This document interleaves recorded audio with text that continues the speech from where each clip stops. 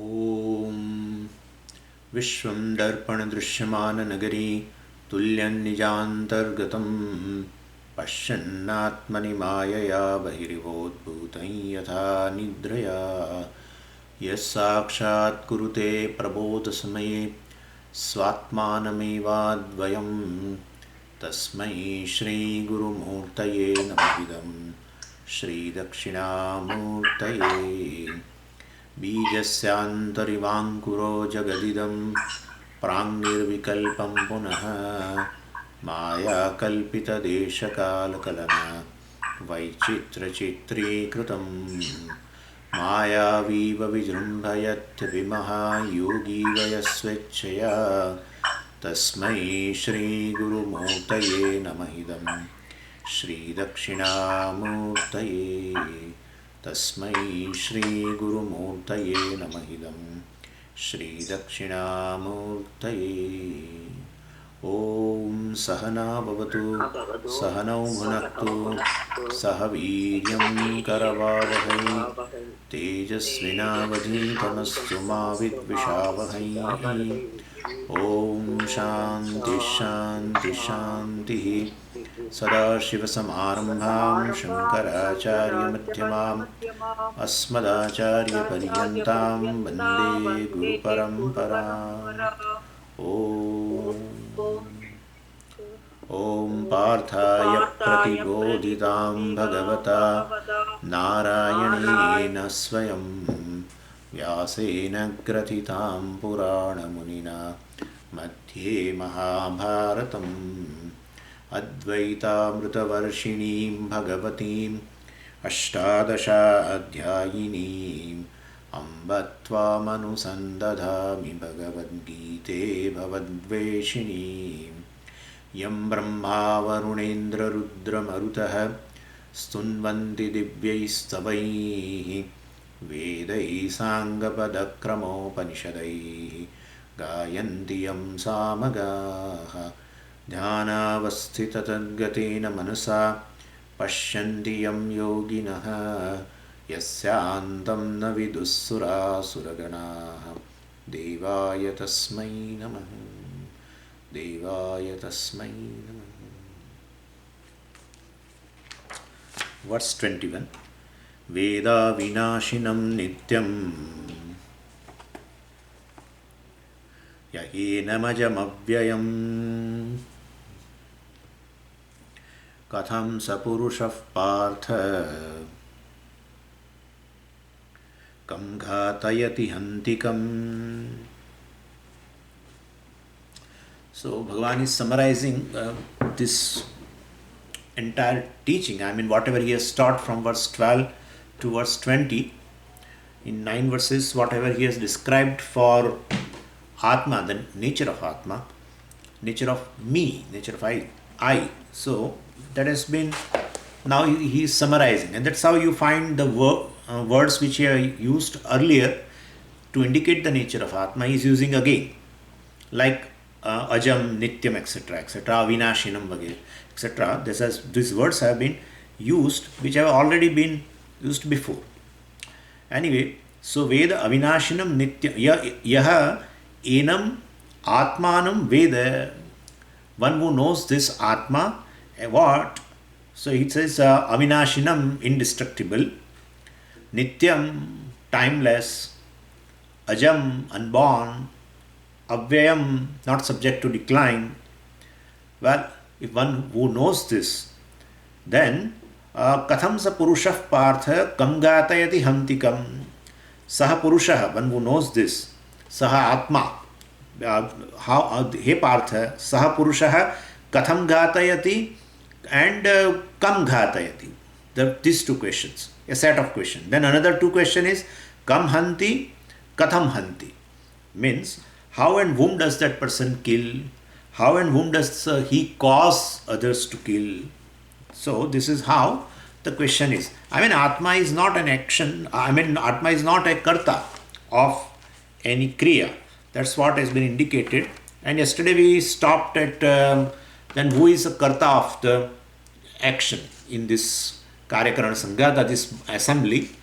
body, mind, sense as this complex or assembly is there, in which what is the karta, and we have found out this, that basically this mind is a karta. That's where the decision takes place of a action, and that is where it is karta.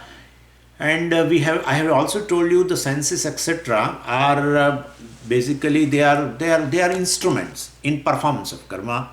Pranas are there, well, that is useful in performance of karma.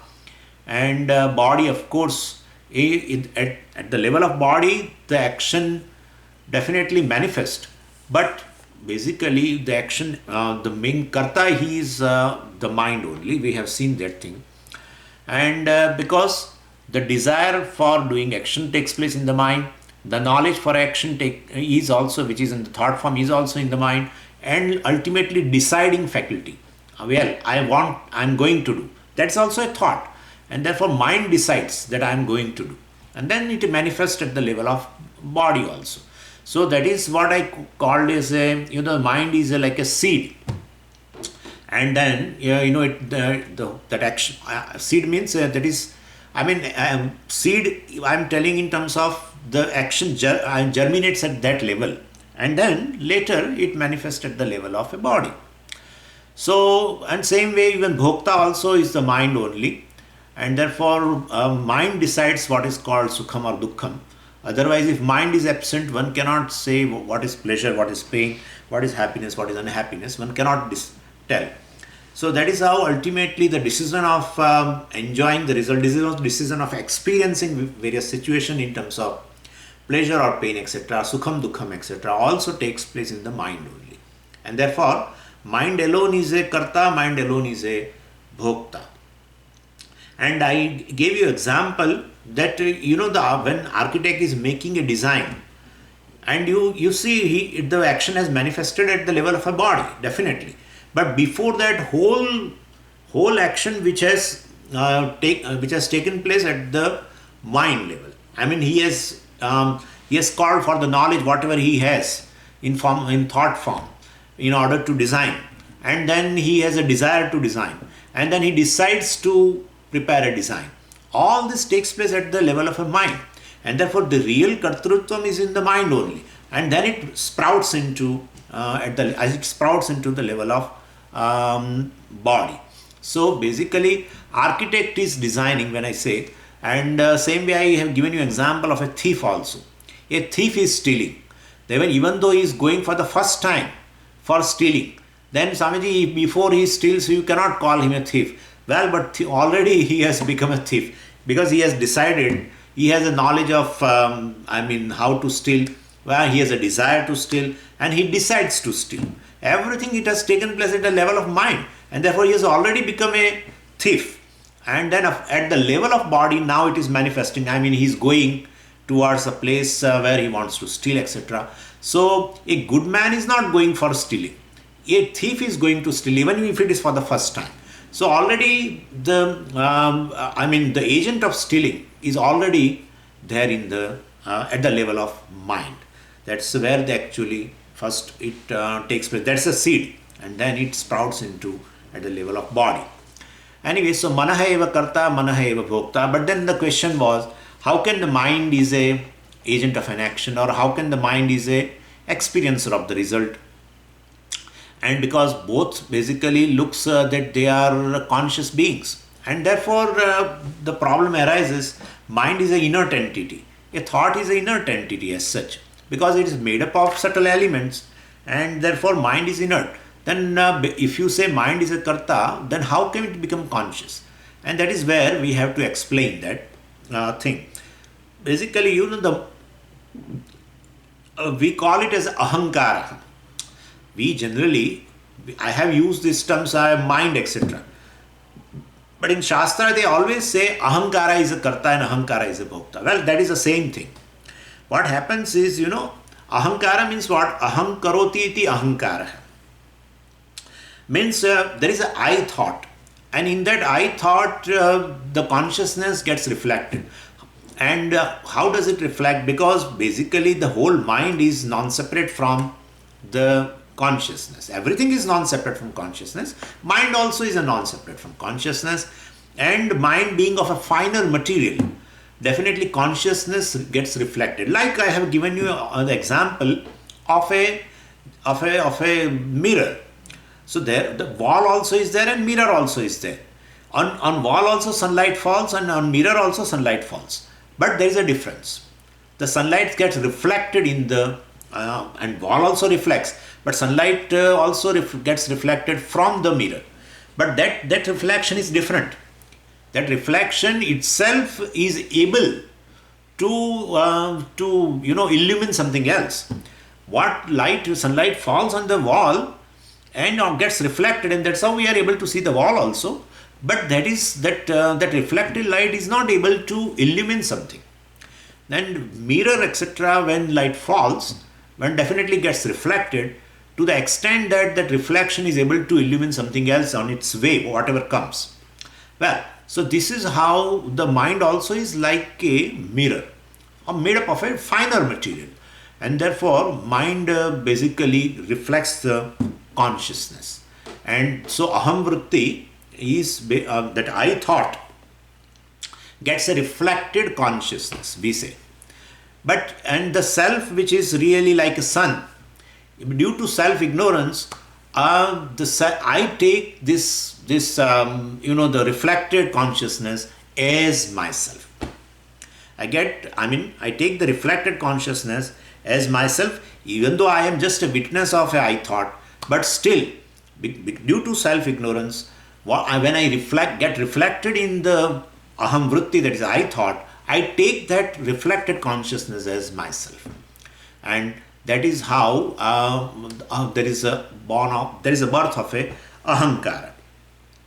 And so I take it as myself, and then once I take the reflected consciousness as myself, that reflected consciousness is in aham vritti only. So I thought has become a conscious, and that I take it as a myself. Well, aham vritti, the I thought also belongs to the mind only. So I take the mind also as myself. Whole mind is non-separate from the consciousness. But first I get reflected in the I thought, and I take that as myself, including I thought. And therefore, after I thought, the whole mind I take it as myself. After mind, all the senses I take it as myself. After that, I take the entire, this physical body also I take it as myself. And whatever else, all this prana, etc., also I take it as myself. And therefore, the I sense pervades in the entire body. Anyway, so basically, the consciousness, really, due to self-ignorance, takes the reflected consciousness in the mind as myself. And basically, any reflection will never be separate from the medium. So definitely, if I am reflected in the I thought is a medium, or the mind is a medium, so and therefore the reflection, that is reflected consciousness, and that mind is just non-separable. So I definitely take mind also as myself. And in the mind, this kartrutvam, bhoktrutvam, etc. attributes are there. That also I take it as a myself. So basically, I say this I thought, which has become a conscious, and it has been associated with the mind, and it has been associated with the kartrutvam and bhoktrutvam. And so I say I am karta, I am bhokta. So mind has already become a conscious like because of the reflected consciousness, and that is how this takes place. So in general, in Vedanta they explain like this, that Atma and the mind, two things are there. Well, mind is non-separate from the Atma, the consciousness, and when it is non-separate, there is a self-confusion born of self-ignorance, that you take the mind as yourself. And when you take the mind as yourself, the attributes of the mind also is taken as a myself. And that is how also Atma appears as the Karta and Bhokta. So otherwise there is no doership in Karta and Bhokta. So that's how it has been explained. Even though mind has a Kartrutvam and Bhoktrutvam, but you always see that Karta and Bhokta are conscious entities. This is due to a identification of the self with the mind. But I have given a little more detail. In mind also, first I thought arises, and I get reflected in the I thought, and then definitely I take that reflection itself, reflected consciousness itself as myself, because I have a self-ignorance. I don't know myself as a Brahman, and therefore I take this reflected consciousness as myself. And that's how then I take even the mind as myself, etc., etc., senses as myself. This is how the ahankara is born. The very first confusion, the very first notion due to self-ignorance on the self is ahankara. That's the first thing. And well, this ahankara pervades this entire body, and then rest of the things you take it as a idam. I am aham, means I am the, along with the gross body, subtle body, etc. is aham. That's called ahankara. And other than that, whatever is there is idam, and that's how the division occurs. But anyway, this is called kartrutvam and bhoktrutvam. And definitely, if you see this ahankara, which is karta, bhokta, etc., well, that entity has no existence in, because that ahankara is that I sense, or basically it's called I thought plus consciousness, that is reflected consciousness, is equal to I cognition, whatever it is, which is called ahankara. Well, it has two components. Whatever the reflected consciousness is there, it belongs to consciousness alone, and basically other than that, there is a thought that belongs to mind. And therefore actually there are two things only, mind and consciousness. But as though there is a identification, as though there is no real identification, they cannot mix it together. Due to self-ignorance, this kind of a superimposition occurs. So I take the mind as myself, and mind is superimposed upon the Atma. And that is how, as though a lump takes place. Mind is an inert entity, Atma is a consciousness, and therefore they cannot mix together. It's like mixing a darkness and the light. It is not possible. But this is how it is occurring, and therefore it's just born of self-ignorance. Ahankara is born of self-ignorance, and well, it is really not an entity. If you look into that, you find this conscious part belongs to the Atma, and well, rest other than that, I thought, etc., it belongs to the mind. And so these two things are there. There is no third thing at all, and therefore this is as though entity. Really, it is not there. So everything. So I am Atma appears as though doer. Atma appears as though enjoyer. Atma appears as though seer, hearer, etc., etc., talker, etc. So you can say appears as though as though hearer, etc. means as though he hears, as though he sees. Atma as though sees. Atma as though listens, Atma as though walks, Atma as though talks, etc. That's how Bhagavan says here, kam hanti, kam ghatayati, etc. There is no doership in Atma, because Atma is always free. The notion that has arisen due to this I thought and getting reflected into that, and due to self-ignorance, it's like, like sun gets reflected in the mirror, or let's get reflected in a bucket of water. And suppose it has an ignorance of itself, then it takes that reflection as oneself. That is how it is. It takes that reflection as oneself. Even though he is a witness of that reflection, he is a witness of all the reflections. There are, suppose, 100 buckets, and in all the 100 buckets it gets reflected, it appears there.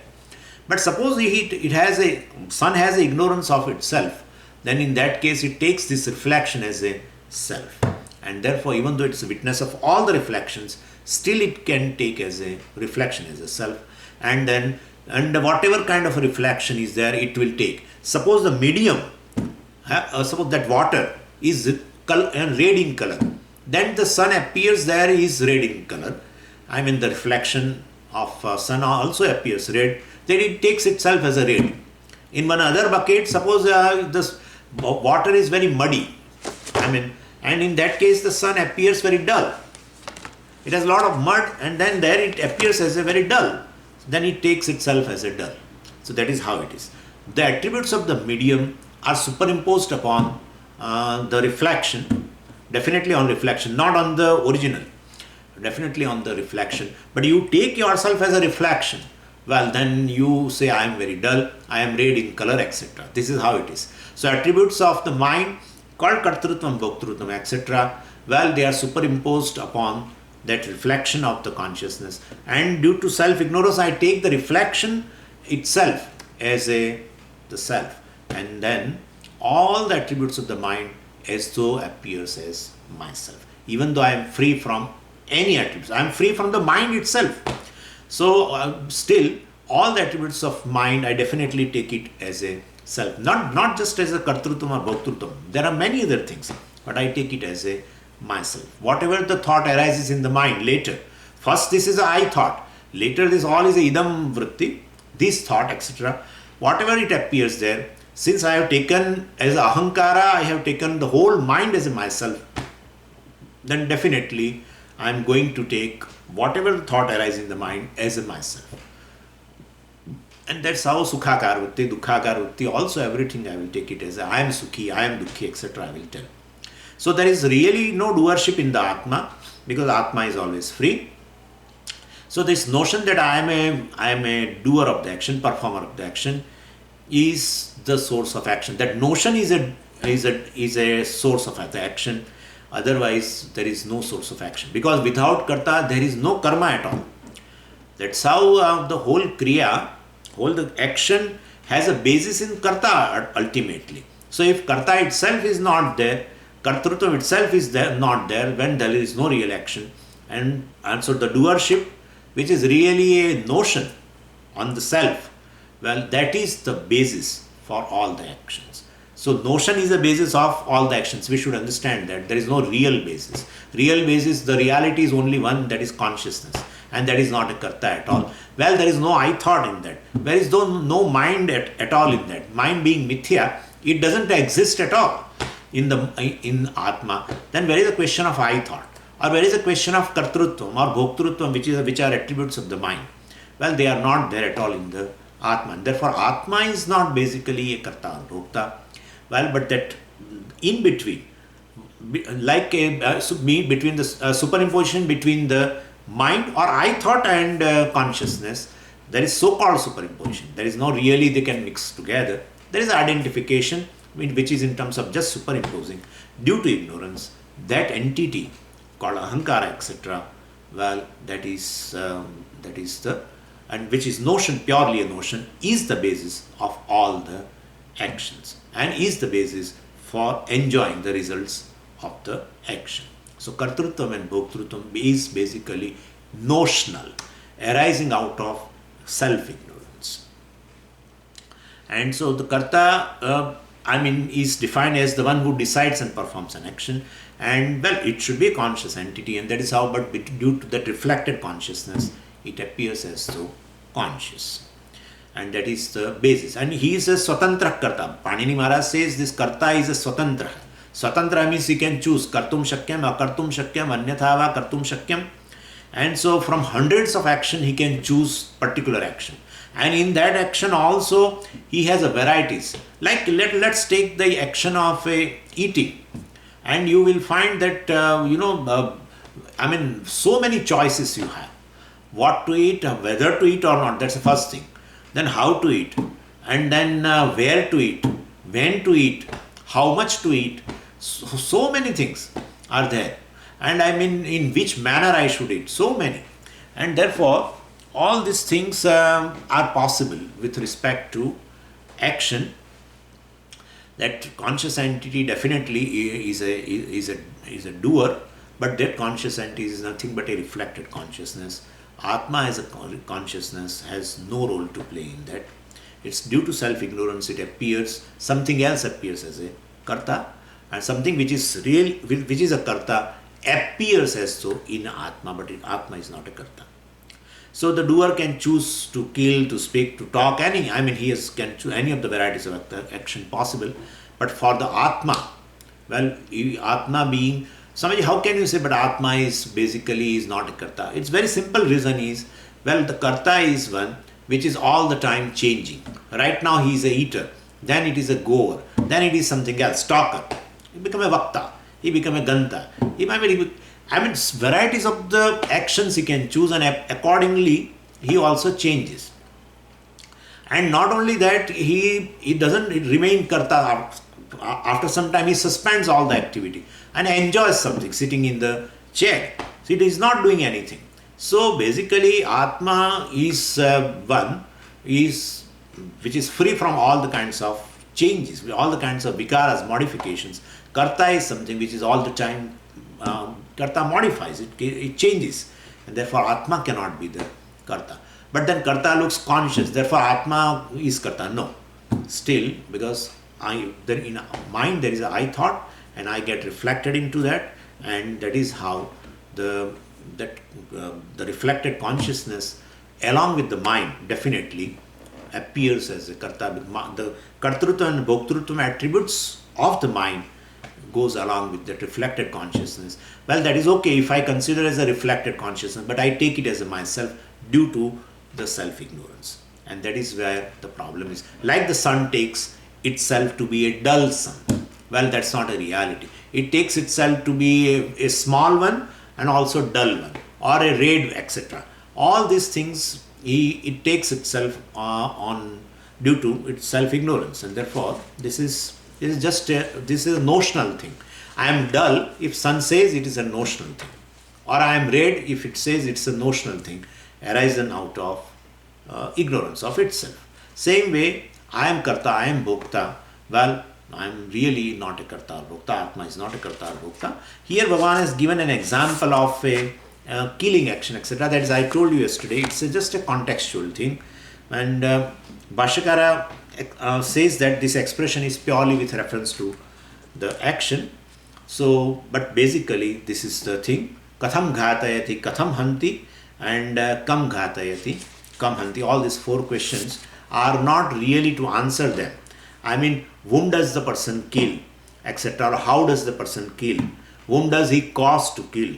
How does he cause to kill?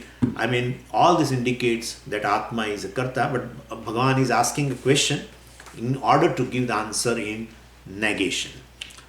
Now, Bhashyakara introduced a one word. Well, we have to discuss this thing, even though we are not going directly into Bhashya and reading the Bhashya. But since certain points are there, we have to discuss this. Bhashyakara has discussed in this verse. Well, it is very important and we have to discuss this. And Bhashyakara says this, the one who knows the Atma, that who is free from all the actions, he has no doership, etc. The person who knows this is called Sarva Karma Sannyasi. Means he has given up all the actions. Sannyasi means he has given up. And Sarva Karma means all actions.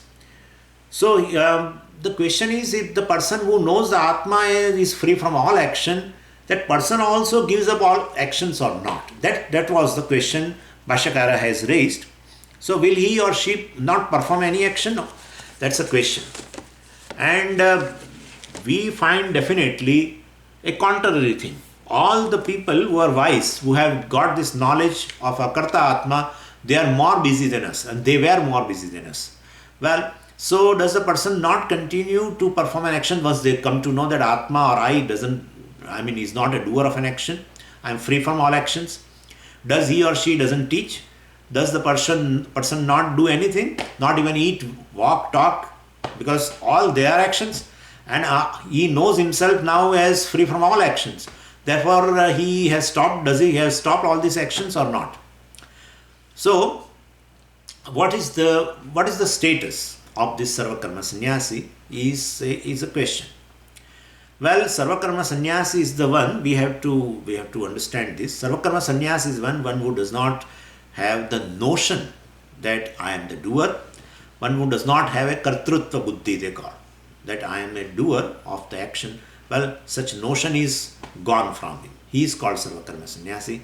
For such a person, there is no doership in the Atma.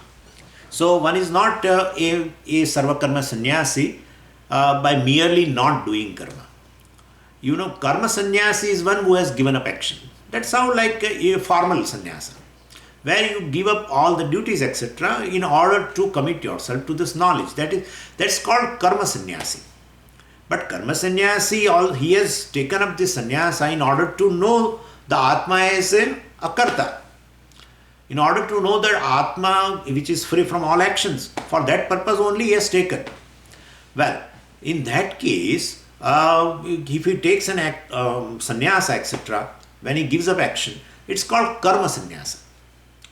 But sarva karma sannyasi is, and that person has a kartrutva buddhi because he still has to know Atma, and therefore he has a kartrutva buddhi, then he is also a samsari. But he is in a process of removing the samsara, but kartrutva, bhoktrutva, etc. But still he is a samsari and he is a karma sannyasi. But a sarva karma sannyasi is a jnani, one who knows the self, one who is totally free from all karmas, totally free from all the kinds of karmas. So even if karmas are performed, the jnani does not perform any action. Please understand this. If all the karmas we are going to see, if all the several karmas are performed by this person, one who knows this, Atma as a karta, several karmas are performed, still the jnani says that I have not performed any action. So one has no doubt whatsoever, because with reference to Atma, the self, the notion of doership is gone for him. So then for him, how does he look upon Swamiji? Because his body is doing several actions, his mind is thinking about it. In his mind there are desires also to perform action. He has a knowledge to perform action. He decides inside to perform an action. And then he employs his senses. His pranas are also used in performance of an action. The whole entire the assembly is active. And still he says, I don't perform any action. Then what is his status of mind? His status of mind is, in my presence everything functions. In my presence, the desire takes place. In my presence, the different thought forms, having a variety, having a knowledge for the action, it takes place. In my presence, even the decision takes place. In my presence, the senses are active. In my presence, the pranas are active. In my presence, even the entire body is active. That is how he feels. So at the level of Anatma, all the actions are there. But the Atma, is just a present consciousness, ever presence, invariably presence in all these activities. And I don't perform any action. That kind of his mental position is there. So all these activities are performed at the level of a body, etc. So Jnani does not look upon himself or herself as a karta. And this is the meaning of sarva karma sannyasi. Well, Bhashyakara has discussed this. If you see the Bhashyam, you will find this word sarva karma sannyasi in the Bhashyam of this verse. This is the meaning we have to take.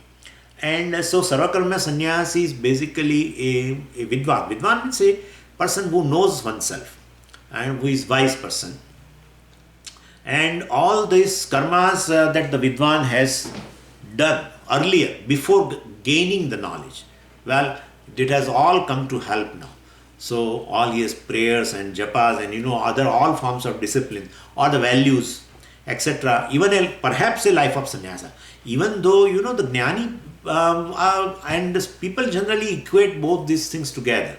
A wise man and sannyasi, in a formal sannyasi like this, Swami, they are always together. Need not be.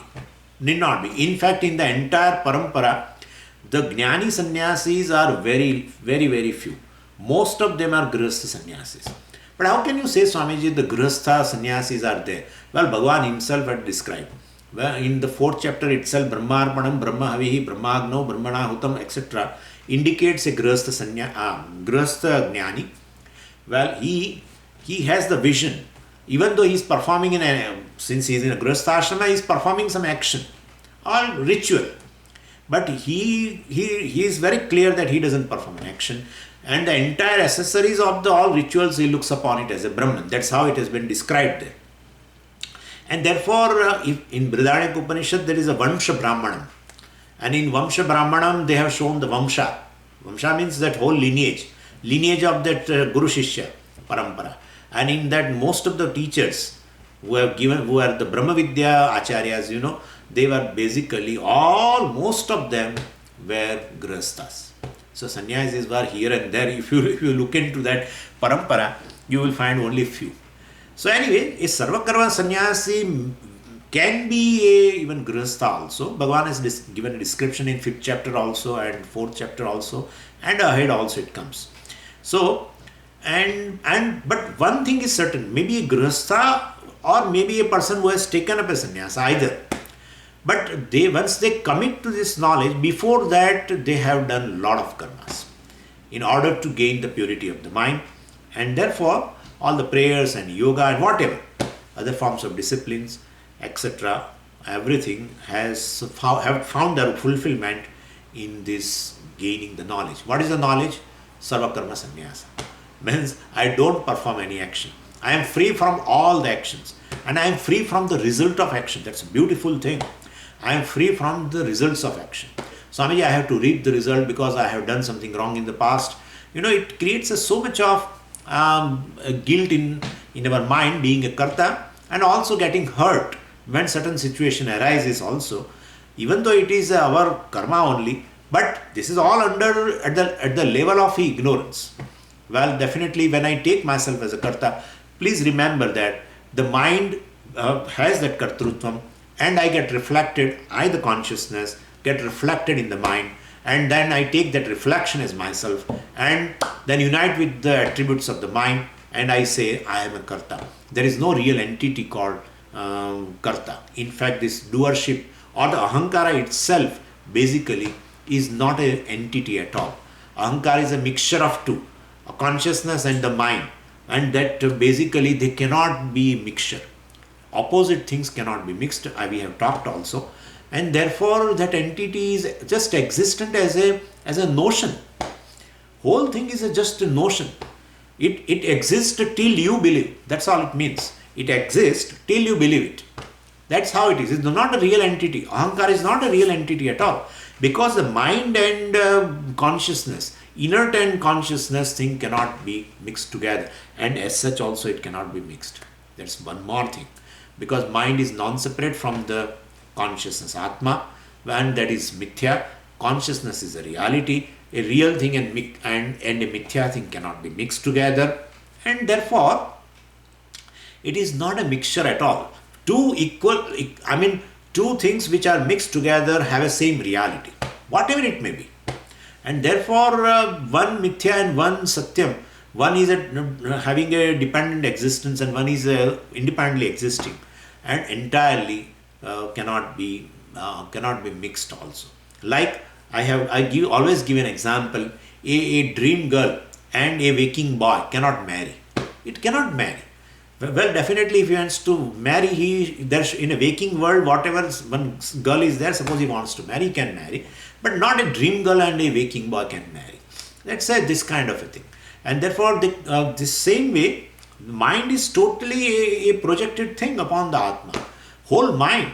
And therefore, even aham vritti also is projected upon the mind. But being aham vritti, well, and that is also non-separate from the mind. Any thought is a non-separate from the mind, basically. And that thought has a capacity to reflect the consciousness being what it is. And therefore, you feel that the ahankara, which is conscious, well, that is the Atma, and because you have ignorance about yourself. And this is how it is a self-confusion. The very first confusion centered on the self is ahankara. And once ahankara arises, and the whole mind pervades the entire, this gross body also.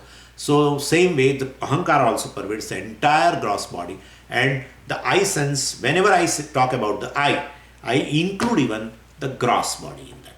And when I say this is as aham, the world is called as a idam, this. This is how the division, Dvaitam, arises. Anyway, so this is how, for the Sarvakarma sannyasi who knows this, that I am free from all actions, basically he came to know this thing, he has gained this knowledge because he has done the karmas in the past, which has helped him to purify his mind. That is how Bhashyakara connects even the Karma Kanda and Jnana Kanda. This is how Bhashyakara is, both the Shastras is connecting. He says there is nothing useless. Even I am free from all the actions, then where is the question of doing any kind of action? Well, that question should not arise, because this knowledge he has got, because he has passed through all these prayers and everything, and various forms of disciplines. Those things have given him a qualification, and that is how he has gained the knowledge. And this is how the Vedanta Shastra and even the Karma Shastra both are connected. That's how it has been shown. Anyway, so the sannyasa, what is really taught by Bhagavan in the Bhagavad Gita, is this sarva karma sannyasa. Because if Bhagavan has a tilt towards, the sannyasa, ashrama, then definitely he would have allowed Arjuna to go away from the Kurukshetra and take the sannyasa, because he asked for Bhaiksham. He told that it's better I will live a life of Bhaiksham, I will live on alms. Well, Bhagavan did not allow him. That shows he was not having a pakshapata, etc. He was in his heart there is a soft corner for sannyasa, ashrama, etc. Well, that's not the case. But still Bhagavan has used the word sannyasa, etc. We should understand it is this kind of a sannyasa in which he doesn't have a notion that I am the doer. That's all. I am free from all the actions. One who knows Atma, that's the reality of the Atma. One who knows this, he is a real sannyasi. And therefore, the point here is that the rituals enjoined by the Shastra now need not be performed any longer by sarva karma sannyasi. And even if he is a grihastha, and perhaps person performs several karmas, let's say, even including some rituals, but he doesn't have that I am the performer of the action. Well, that notion has gone for good. And they always give an example of a Janaka, King Janaka. Well, he was considered a wise man. That's very true. If you read Yajnavalkya and Janaka Samvada, you will definitely find this, that Janaka was, of course, he gained the knowledge from Yajnavalkya, and he declared also, Yajnavalkya also gave a certificate, and he also declared that all, like Arjuna declared, that all this, the samsara, etc. has gone. So Janaka was a wise person, but he continued. He did not take sannyasa. He continued to be the ruler of the kingdom, but he was not bothered by the role of this being a king, etc. So same way, any other grihastha or even a sannyasi, whoever may be, well, one can be a wise person and be in the world, or be a sannyasi either without playing any roles, but no role can become a burden. That's a big thing in this. And no role. Right now, because most of you are maybe householders, etc. and you are playing varieties of the roles. Whereas even now, the sannyasi also has to play a lot of roles. I mean, no one is free from the roles. If so far one lives in the world with the people and etc., one has to play a role. Well, any role will not become a burden if that kartrutvam, the notion of doership, goes away. So even as a role playing you may do, but definitely that burden will not be. That's the advantage of this knowledge. What knowledge? I am not a doer. I am not a doer. I am just a consciousness, existence and limitless. That is the thing.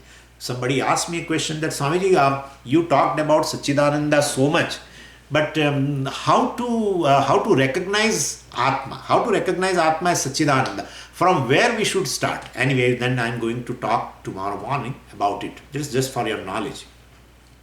Somewhere we will have to start. Swamiji, should I have to start with Sat, or should I have to start with Chit, or should I have to start with Ananda? From where I have to start? You say it is I am a Satchidananda, but from where we should start? Well, there is a method. There is a method in which you will ultimately arrive at that I am Satchidananda, and you will drop everything else. Well, we'll see tomorrow. Now, in morning class, I mean. So this is, I'm the person who knows that he is just a pure consciousness and existent, invariably present in everything, including time and space and all the objects, invariably present. I am the essence of everything, and therefore there is no question of a doership, etc. I am essence of even the mind, essence of senses, essence of the body, not of these senses and not of this mind. I am essence of everything. Well, and therefore such a person, one who has this knowledge, and then he is free from this doership. and doership is just a mithya thing, even though as though doing. Everything is as though doing. I am doing, even if he says, suppose, he will tell the same thing. I am going to eat now. I am now going for a walk. Any Jnani person you might have met in past, they talk like this only. Then we feel that he talks like an ignorant person only. So, but definitely there is a big difference. And what kind of a difference it is, we will have to see that. It has a specific kind of a negation, we will have to see there. Anyway, so being a Jnani, he has nothing to do with what the Jnani seemingly does or does not do. He has nothing to do. So this is what is meant by Sarvakarma Sannyasi as established in the Shastra, and of course elaborated upon here by Bhashyakara, Shankaracharya ji. This Sarvakarma Sannyasi word is not there in our verses, but Bhashyakara has introduced word for the person who is wise, who has this, who does not have any more a notion that I am a doer in light of what he knows, the reality of oneself. So this is a thing. Then one more point Bhashyakara says is regarding, somebody has raised this point. They say all, this is in their circle. Somebody, Bhashyakara imagines, he might have met also some person, but basically he imagines this kind of a Purva-paksha, and thereby he removes so many doubts centered on this knowledge. So two things are there. He says Atma is there or not, I have no question.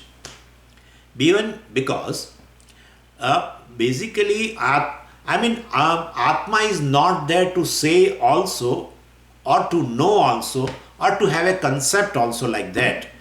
Requires Atma, definitely.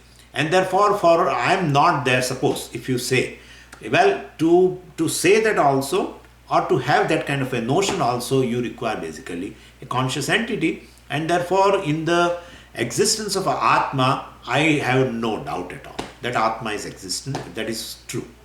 But this Atma is known as a akarta for this, by this person, Sarvakarma Sannyasi. It looks very doubtful, because all people take Atma as a karta, and then even though Atma is existent, but we should take Atma as a karta, not Atma as a akarta, because Atma as a akarta, there is no way of knowing it. This is the contention of most of the people other than the Vedantin. Even Nayayikas also, even school of thought basically, who give a lot of weightage to the Tarka, etc., the logic, etc. More than the Shastra, they give a pramanyam to this kind of a logic. They also say the Atma is a karta. They say Atma is existence. Well, that's beyond doubt. But Atma is akarta. Well, no one knows that. And so we should go by the, everyone's experience that I am a karta. Well, that is the truth of it. So we have to answer these people. And in that, first thing is, if Atma is a karta, we present certain arguments to them. If Atma is a karta, means the Swarupa or the nature of Atma is a karta, then Atma will remain karta. Like Atma is consciousness, as you say, that Atma and consciousness always goes together. Consciousness and Atma, you cannot separate it, because it's its nature. And therefore, Atma means a consciousness. That is understood. Atma means existence. That is understood. But Atma is a karta. Suppose if you are saying Atma is a karta, we have to accept, because the kartrutvam will is a nature of Atma. In that case, Atma must always remain karta. Just as Atma remains always consciousness, same way Atma remains karta forever. And if Atma is always a karta, the kartrutvam is the very nature of Atma, and then he must be doing all the time. Because Atma is present all the time, is existent, invariably present in all the experiences, and then he must be doing activity all the time, because he is a karta. And therefore, That is not what happens. We are not seeing that way. Sometimes you fall back, and do nothing. You are just enjoying the nature, sitting outside or anything. I mean, you are not doing anything. Not even, shaking the legs. Sometimes some people keep, well, even they sit, they keep on, the hand, the head, they keep on, doing like this, etc. Or some people have make this kind of thing. Take the fingers and do this, or the legs, they keep on shaking. But he is supposed not doing anything. Instead, he is enjoying something. Like, let's say that at that time, the same Atma is Bhokta, not a Karta. So if Karta is Kartrutvam, the doership is the nature of Atma, then he will remain doer all the time. But doership is pushed aside, and now the enjoyership has come centered on the self. Atma has become Bhokta. Then how will you explain that? And therefore we say Bhoktrutva, and then Bhokta also, he doesn't remain. Again he does something. He gets up from the chair and he starts doing something. So he becomes Karta, he becomes Bhokta. All the time it is keeps on changing. That itself shows Atma is basically not a Karta, not a Bhokta. Because Bhoktrutvam also is replaceable, Kartrutvam also is replaceable, and therefore basically Atma must be free from both the things. Because of some error, that Kartrutvam, Bhoktrutvam must be seen, it is seen in Atma. So basically Atma is, this is what argument we give. And there are also moments, we say that, there are also moments when neither doership nor enjoyership is there. Not one of them is there. Both are not there. When there is no I sense and at all. And because when the I sense has gone, I'm not talking about the deep sleep state. Even, what happens is, of course, we are not able to appreciate that gap between the thoughts. Well, in every thought, as I told you yesterday, I think in the morning perhaps, in every thought, the very first thought is I thought. And there is a idam vritti also. Aham vritti and idam vritti. The mind as though divides into two. Aham vritti and idam vritti. It's always there. And if that I thought, suppose, is not there, when it is not there, because any thought which arises, subsides. Then another new thought arises, subsides. Then another new thought arises, subsides. And you are able to appreciate the discrete thoughts. Right now, suppose I am a seer of a pen, then I am a seer of a clip, then I am a seer of a mobile, etc., etc. So when you see different objects, definitely discrete thoughts are there. Otherwise, one object overlaps on the other, because the thoughts overlap. But it doesn't happen that way. Therefore, the thoughts are momentary and very discrete. Then definitely I thought also is momentary and discrete. So in every thought, whenever the thought arises, there will be always either I thought and idam vritti also is there. And any thought being a momentary, and it subsides, and they are very discrete. When they are discrete, there must be a gap in between. But nobody is able to appreciate the gap. Only few people are able to appreciate the gap who has taken a resort of a japa. If you do the mantra meditation, etc., you will be able to appreciate the gap between the thoughts. Because you take the particular chant, like Om Namah Shivaya. So when you chant in the mind, Om Namah Shivaya, the thought is this Om Namah Shivaya. Then again you repeat Om Namah Shivaya. Again you repeat Om Namah Shivaya. That's a japa. And therefore, between the two thoughts, there is nothing. There is nothing, just nothing. It's a blankness. Even the I thought is not there. Because whenever the thought arises, the I thought also will be there. But if suppose between the two thoughts, if there is no thought at all, there is a gap, then I thought also is not there, definitely not there.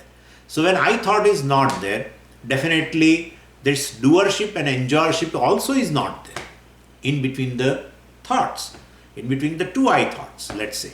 So when the I thought resolves and a new I thought arises in between this particular gap, well, there is no kartrutvam and bhoktrutvam, because there is no I thought at all. I sense itself has resolved. If I sense arises, well, kartrutvam bhoktrutvam arises along with that, but it is not there, because I is basically ahankara, that is karta bhokta. We have seen that, and therefore definitely I am something. Atma is something which is free from basically kartrutvam and bhoktrutvam. And Shastra also says that Atma is not a karta, and therefore we are, even though it's experience of everyone that Atma is a karta, I am the karta, I am the doer, and I am the enjoyer, etc. Well, it could be a universal error. It could be universal error.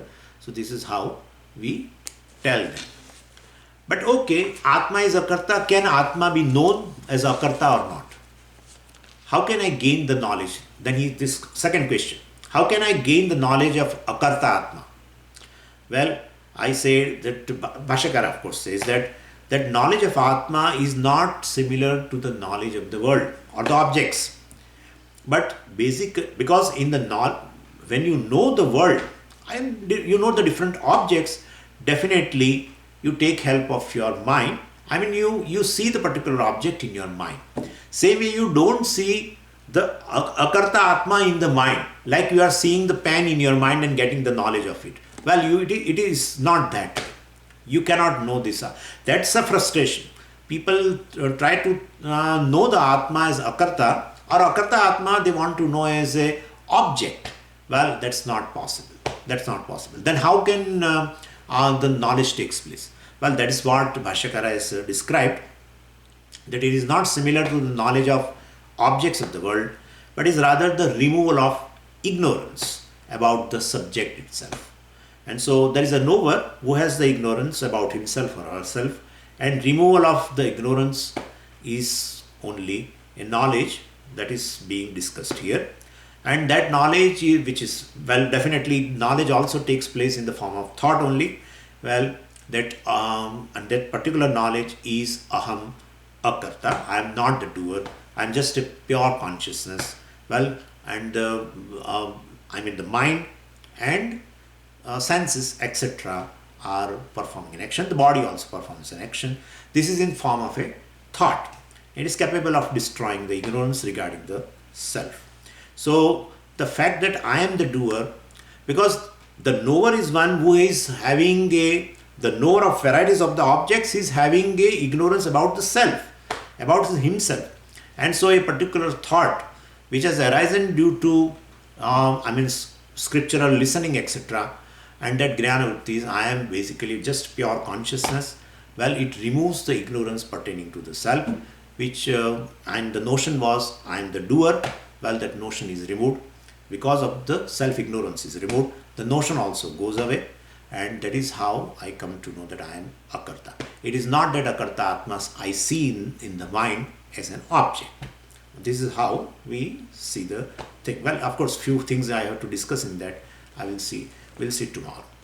Om Purnamadah Purnamidam Purnat Purnamudachyate Purnasya Purnamadaya Purnamevavashishyate. Om Shanti Shanti Shanti. Harihi Om Shri Gurubhyo Namaha. Harihi Om. Hari Om, Swamiji. Hari Om, Hari Om. I have some questions, Swamiji. Yes, why not? Hari Om. Yes. Some of my friends